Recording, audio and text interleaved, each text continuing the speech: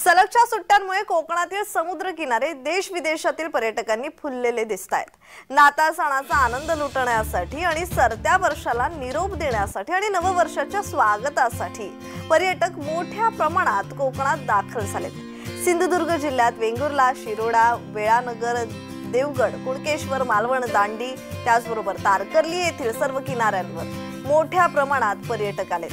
सागरी जलक्रीडा, स्कुबा त्याचबरोबर अन्य जलक्रीडा यांचा आनंद घेण्याबरोबरच मालवणी खाद्य संस्कृतीचा आनंद घेताना दिसतात। सिंधुदुर्ग मधील हॉटेल बुकिंग ही पर्यटकांनी फुल झाली आहे।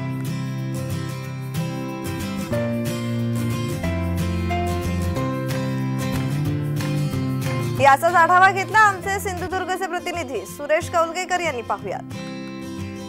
सध्या सरत्या वर्षाला निरोप देण्यासाठी आणि नाताळच्या सध्या सुट्ट्या आहेत, त्यामुळे नाताळची सुट्टी आणि सरत्या वर्षाला निरोप देण्यासाठी देश विदेशातील पर्यटक आहेत ते मालवण दांडी किनाऱ्यावर एकवटलेले दिसत आहेत। सिंधुदुर्ग जिल्ह्यातील सर्वच किनारपट्टी अशाच पद्धतीने बहरलेल्या दिसत आहेत। सिंधुदुर्ग जिल्ह्यातील बघितलं तर वेंगुर्ला असेल, मालवण असेल, देवगड असेल, विजयदुर्ग असेल, या सर्व किनारपट्टीवर मोठ्या प्रमाणात पर्यटक आले आहेत। इथल्या ज्या सागरी जलक्रीडा आहेत त्याचा आनंद लुटत आहेत। विशेष म्हणजे इथे फॅमिलीसहित पर्यटक आले आहेत, त्यामुळे इथली जी बच्ची कंपनी आहेत तेही इथे आनंद लुटताना दिसत आहेत। इथे ज्या घोडागाडी असेल किंवा अन्य असेल त्याचा आनंद लुटत आहेत। एकंदर पाहिलं तर पर्यटकांची मोठ्या प्रमाणात गर्दी आहे, त्यामुळे जे कोकणातले जे समुद्रकिनारे आहेत पर्यटकांनी बहरलेले दिसत आहेत।